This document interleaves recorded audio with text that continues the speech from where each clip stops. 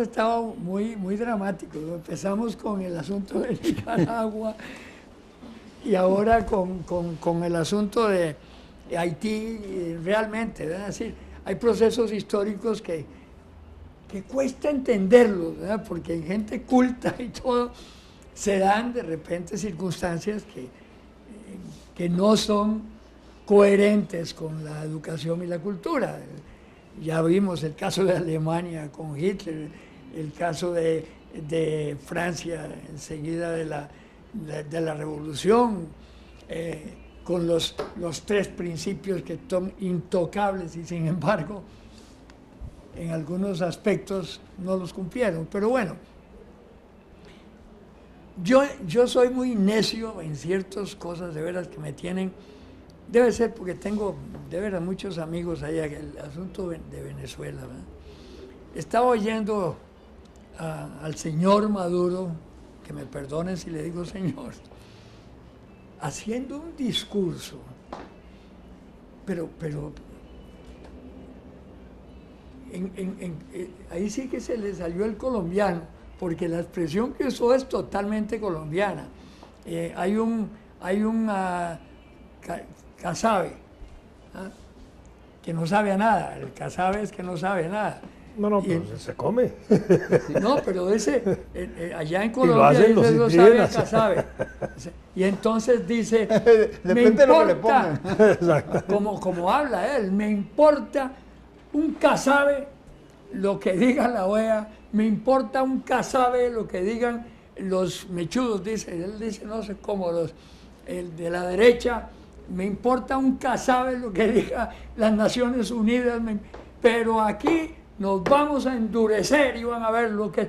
Y dice uno, pero o perdió los estribos o perdió la cabeza, que no se da cuenta de lo que está pasando. Ya no, olvidémonos con los enfrentamientos populares, no, con la crisis que hay, y todavía pone al defensor de los habitantes a decir, ¿cuál defensor? Defensor de él, a decir, aquí no existe la crisis humanitaria, la crisis de... Cuando no hay médico, están pidiendo medicinas constantemente, sacan en la misma emisora de ellos, de televisión, con urgencia se necesita tal, si usted tiene tal medicina, y que esté tan... Hay una palabra muy bonita en inglés, blind, ciego, que no se dé cuenta de lo que está pasando, de que no busque una fórmula, por lo menos de aliviar, aceptar las ayudas. La verdad, tú conoces muchísimo de Venezuela. Yo lo único que conozco de Venezuela es que tengo muy buenos amigos, iba bastante allá cuando en la naviera, y me siento mal cuando veo ese pueblo como está. Y te digo con toda la sinceridad, algunos de los líderes, no el que está preso, que no lo conocí, pero algunos de los líderes no me gustan, de la oposición. Hay mucha paja de por medio también. Pero en el meollo del asunto hay una crisis, hay un problema que requiere una solución. Pero con este chimpancé ahí no veo yo que puede haber solución de nada.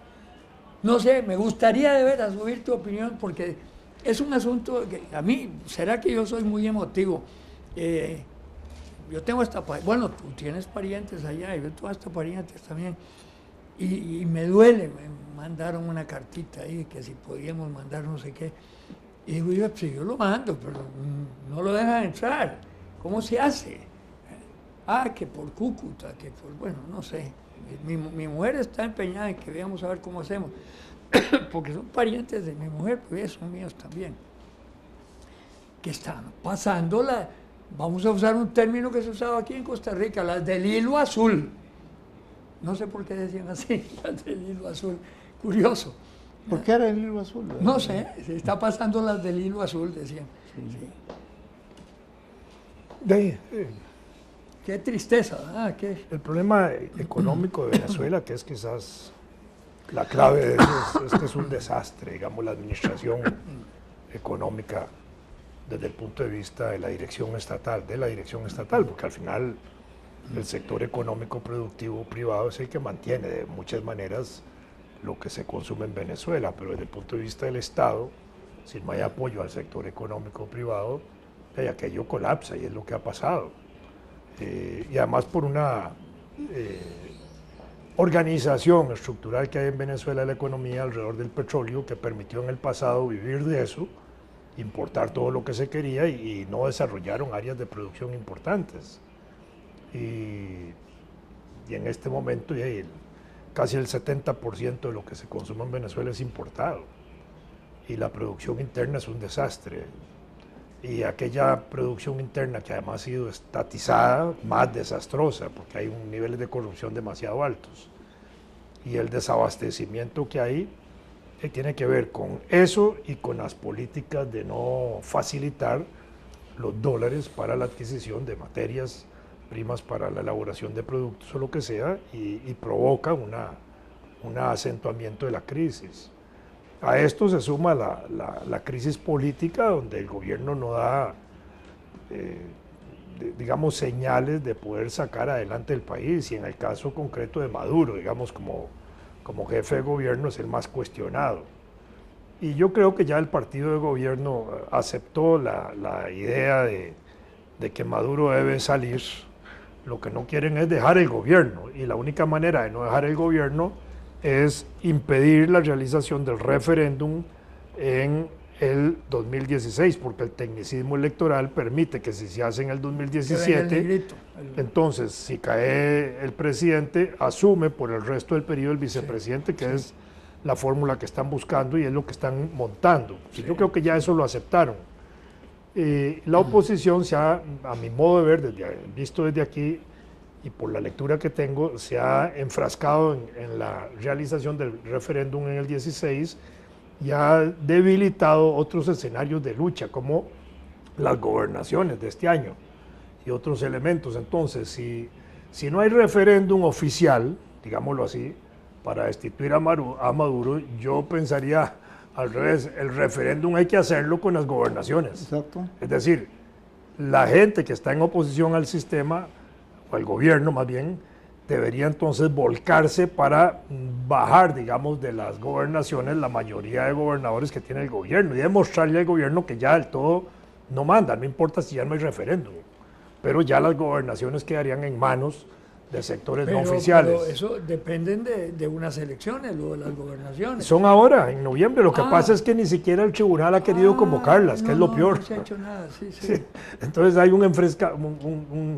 se han enfrascado todo de una manera tal que todo el mundo está pensando en el referéndum, al gobierno le importa un pepino porque ya tienen todo hecho para que no haya, pero también han debilitado el proceso de las gobernaciones y las han ido posponiendo, y allá manejan esa ley electoral con mucha flexibilidad, de manera que podrían no haberlas, y cuando más bien deberían entonces concentrarse ahí. Muy bien, no vamos por el referéndum, vamos entonces a las gobernaciones, hagamos de las gobernaciones el referéndum nacional y darle una lección al gobierno Maduro, si es del caso, en ese terreno. Me parece que ese sería el escenario, y eso no se está manejando de esa manera. Yo he sentido que la oposición no está funcionando bien, definitivamente. Ya empezó el juicio en los Porque Estados las Unidos. manifestaciones y todo eso, ¿y qué hacen con eso? Nada. No, ya empezó el juicio en Estados Unidos contra los sobrinos del presidente, que están presos por narcotráfico, y eso ha tenido ya algunas repercusiones en Venezuela porque se han visto obligados a detener a algunos militares, ¿verdad? Pero bueno, eso es nada más como la punta del iceberg en ese sentido. Y está el problema también de la... ¿Quién va a detener a Diosdado Cabello? No, yo pienso que Diosdado ha disminuido, sigue siendo un hombre poderoso porque es militar de alta graduación, está en el Congreso y es uno de los voceros más importantes del gobierno, pero pienso que está disminuido porque sobre él pesa mucha acusación de que estaba vinculado a la organización del manejo del narco en Venezuela como el principal jefe. Entonces eso está claro, está documentado en libros, está documentado en libros internacionales por gente que trabajó con él.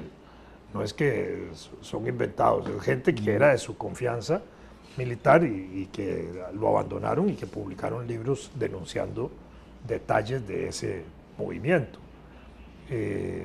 Ya hay algunos funcionarios de gobierno venezolano en el exterior, en Alemania y en otros, que están acusados internacionalmente de estar en el narco, pero son funcionarios con inmunidad diplomática, ¿verdad? Pero en cualquier momento les hacen escándalos de agarrarlos. Yo pienso que ya eso está muy debilitado, pero sí internamente no va a ser fácil, ¿verdad? Y Maduro permanentemente está amenazando con la posibilidad de cerrar el Congreso, lo cual no deja de ser como una situación que conduce casi a una autocensura de la oposición para medir también su ataque al gobierno y su crítica parlamentaria para evitar quedar fuera de ese escenario también. Ahora, no creo que internacionalmente hayan ya condiciones para eso. Ya el escenario internacional de Venezuela, ¿pero le importa algo a Maduro la cuestión internacional? Da la impresión de que no. Bueno, porque todavía tienen alguna influencia, pero cada vez más disminuida. Si uno ve el escenario suramericano, ya Venezuela no tiene el mismo peso que tenía en época de Chávez. Ni en época de, bueno, hasta Chávez, digamos, hasta el 12. No, ya ese escenario ya no existe. Y están por cambiar Correa, y ya con eso se debilitó, digamos, ese escenario geopolítico de izquierda que había ahí en el... Evo Morales. Evo se mantiene todavía, sí, pero digamos, ya Correa ya está prácticamente fuera, cambió Argentina, Colombia se mantiene como está, Uruguay se ha mantenido crítico con Venezuela, ¿verdad? Brasil cambió, la nueva situación de Brasil diferente. Paraguay cambió hace algún tiempo, Perú ¿Qué opinas del proceso de paz en Colombia? Estoy pasando de una el proceso de paz en Colombia, yo lo avalo, sí. Yo estoy de acuerdo en que haya la paz, pero también hay que entender que la guerrilla no tenía solución triunfante. Eso es. También hay que entender que el gobierno no tenía capacidad de derrotar militarmente a la guerrilla y que la guerrilla pudo haberse mantenido muchos años peleando más. Habían disminuido sus áreas de influencia. Después de haber tenido casi un 50% del territorio nacional colombiano en manos, en control de la guerrilla, eso está reducido ahí a una cifra que no deja de ser como el 15% o 20%. A llegar a 17. Pero esto es importante, toda la parte guerrillera, digamos, son las zonas que están colindantes con la frontera de Venezuela. Sí, exactamente. Por eso es que hubo también una gestión de Venezuela en las negociaciones de paz para que eso no se resolviera antes de este año, porque desde el año pasado ya se había establecido una guía de ruta, porque tenían que arreglar, digamos, los problemas de la frontera en términos de ver cómo se mantenía la misma relación antes de la paz y después de la paz.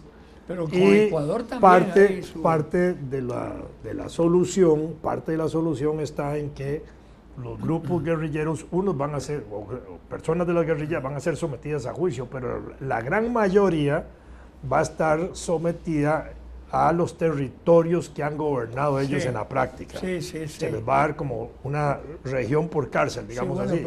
Con lo cual siguen siendo en la práctica los caciques de la zona. Los mismos poderosos y jefes en la práctica de la realidad por ahí. Claro. Entonces eso no ha cambiado y eso es lo que está en juego en este proceso.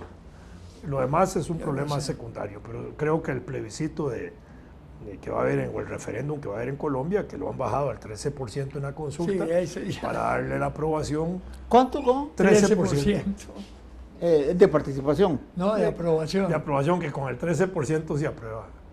No, ¿cómo? Sí, así lo pactado en Cuba. Es decir, están negociando para que el referéndum que se convoca tenga apenas un 13% de aprobación para que sea válido.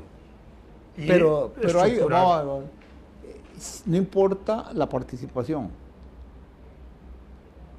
13% de votos a favor. Yo no me eso.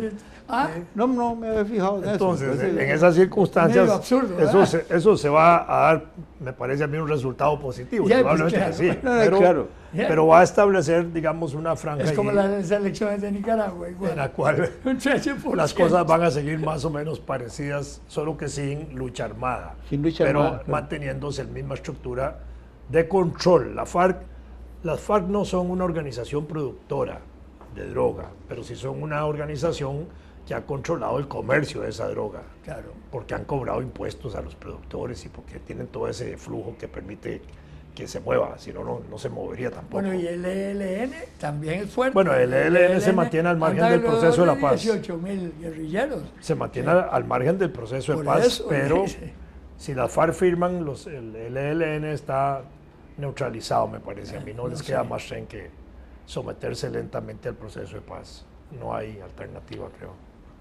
Confieso que yo estaba perdido. Eso del 13% me produce perplejidad. A mí también.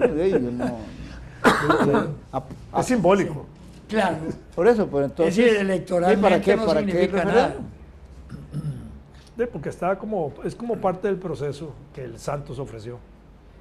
Está en el guión. Sí, está en el guión. Está en la hoja de ruta. Pero suponte que el resto vote no y un 13% dice sí. Es una situación crítica de todas maneras. Porque bueno, me imagino que eso está ya estadísticamente estudiado. Sí. Me imagino yo. ¿Cómo? Planificado. Para que el voto sea favorable a la solución del acuerdo. En este momento las encuestas ¿qué dicen? No tengo idea. Las encuestas sobre el referéndum no tengo idea. No conozco datos en ese sentido. Yo había visto alguna, pero no recuerdo las cifras. En alguna parte. ¿Y es ahorita? Pero me parece que ahí lo importante es que el 13% esté a favor. No que el 87% esté en contra. Sí, no. Sí, claro. Todavía ¿Pero de dónde salió ese concepto del 13%? No tengo idea. El número de la suerte. El número de la otra es la vía político-institucional de que puedan convertirse en partidos políticos las fuerzas de las FARC y puedan empezar a participar en el proceso electoral. Yo creo que ese va a ser el camino. No les queda otra. Ya hay ex-FARC que son diputados. Sí. Y algunos han contribuido a este proceso de negociación. Hay ex-guerrilleros que están incorporados a la vida política. Pero tienen que asegurar, digamos, que se les respete su vida, por lo menos. Porque todavía pero es que hablan de una justicia transicional. Yo no la entiendo. De ambos lados. Bueno, porque se están poniendo de acuerdo en este momento en escoger a aquellas personas que del ejército y de la guerrilla van a ser sometidos a juicio. Ok, pero ¿qué es lo que llaman justicia transicional? No entiendo. Yo imagino porque no va a haber las sentencias que usualmente se dan en los casos penales. Y eso lo aclararon. No. Es una justicia transicional. Es un término para que uno no sepa de qué se trata, ¿verdad? Es como un perdón sin olvido. Sí, muy raro. Van a condenar y algunos van a ir a la cárcel, tal vez por un tiempo, otros van a tener una región por cárcel, la mayoría, y con el compromiso de entregar las armas. Pero esas armas en mucho son entregadas al gobierno y otras van a ser entregadas al comercio de armas en la región. Claro, claro. Sí, claro. Así va a ser. Sí, claro. Yo recuerdo, en el 48, aquí en Costa Rica, cuando el Partido Comunista se desarmó ahí en la Plaza España, muchos comunistas lloraban ahí. Pues tenían que entregar las armas, pero otros las guardaron. Pero yo las armas que tenían eran aquellos... No, pues unos rifles ahí, pinches. Yo recuerdo... No eran artefactos nucleares, claro. Ellos mismos le llamaban rifles. Remintón orejeburro. Sí, unos rifles ahí que no tenían mayor significado, ¿verdad? Yo recuerdo en los años 60, en los años 60 que yo habitaba una casa a la par de la casa de un tío político mío que había sido combatiente, ¿verdad?, de las fuerzas comunistas, que era jovencillo en ese momento, pero que al final salió llorando de la Plaza España, pero no entregó el rifle, ¿verdad? y después de las cenizas del Irazú, ya mi tío no estaba aquí, andaba en Chile estudiando y después se fue a FAO y se hizo un funcionario internacional. Y un día que tuvimos que limpiar el cielo raso, yo me encontré un pequeño arsenal ahí. Y en esos días, ¿Lo mandaste al museo? No, yo ya pertenecía a la Juventud Comunista y entonces hablé con Eduardo Mora Valverde y le dije, mira, ahí me encontré unas armas Y entonces él con una risilla maliciosa me dijo a quién debía dárselas, pero la risilla maliciosa yo alguna vez interpreté también que seguro me dijo, ya esa caraja no sirve para nada, pero tráigalas.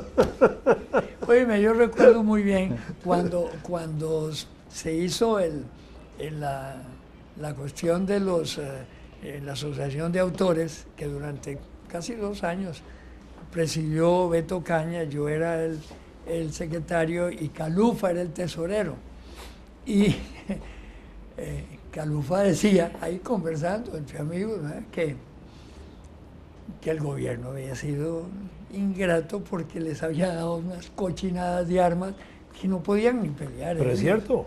Bueno, yo me imagino, si él lo decía... Pero no solo eso, en plena guerra civil, la gente que estaba combatiendo a favor del gobierno pedía armas, por ejemplo, para pelear ahí entre Ríos, por poner un ejemplo, y se las mandaban a Puriscal. No, relajo. Así era. Sí. Entonces, cuando, claro, llegaba la tropa, bueno, no hubo combates del Ejército de Liberación con el gobierno entre Ríos, pero cuando llegaba cuando se enfrentaban, no tenían cómo. No, era cochinada lo que tenían. Pero es que el hermano de Teodoro, que era el que estaba a cargo de la cosa de la seguridad, no le quería armar a los comunistas, le daba miedo. Y tenían armas modernas, porque cuando triunfa Figueres, y Figueres asume el cuartel Bellavista, encontró unos armamentos estupendos que los anunciaron. Sí. Los anunciaron ya más bien al revés, como diciendo, pese a este armamento los derrotamos. Y no las habían usado. Las ametralladoras Neuhausen, esas, todas un montón de cosas en cajas. Sí, así fue. No, yo entré ahí. Bueno. Sí, yo doy fe. Pero el gobierno no quiso entregarlas. Bueno, eso es... Neuhausen. Es que en Alemania... Pero también tiene interesante. Aquí decían Neuhausen.